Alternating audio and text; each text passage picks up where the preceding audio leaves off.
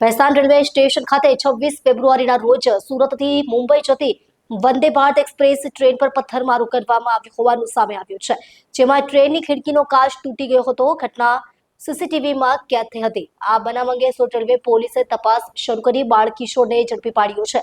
પૂછપરછ દરમિયાન બાળકિશોરે એમ જ માર્યું એવી વાત કરી હતી. હાલ પોલીસ દ્વારા વધુ તપાસ ચાલી રહી છે. ભેસાણ રેલવે સ્ટેશન ખાતે 26 ફેબ્રુઆરી 2026ના રોજ એક ચોંકાવનારી ઘટના સામે આવી છે.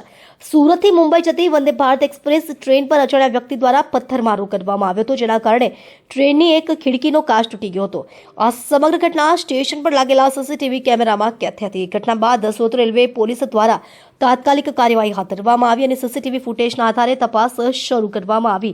રેલવે પોલીસની ટીમે ભેસ્તાન વિસ્તારમાં વોચ ગોઠવી સંદિગ્ધ પર નજર રાખી હતી. તપાસ દરમિયાન પથ્થરમારો કરનાર કાયદાના સંઘર્ષમાં આવેલ એક બાળકિશોરને પોલીસે ઝડપી પાડ્યો હતો. મળતી માહિતી અનુસાર બાળકિશોરની સેન્ટ્રલ આઈબી દ્વારા પણ પૂછપરછ કરવામાં આવી હતી. જ્યારે પથ્થર કેમ ફેંકાયો તે અંગે પૂછતા બાળકિશોરે એમ જ માર્યું એવી એક જ વાત દોહરાવી હતી. પોલીસે બાળકિશોરના પિતાની પણ પૂછપરછ કરી વધુ માહિતી મેળવવાનો પ્રયાસ કર્યો છે. હાલ રેલવે પોલીસ દ્વારા સમગ્ર મામલે વધુ તપાસ ચાલુ રાખવામાં આવી છે.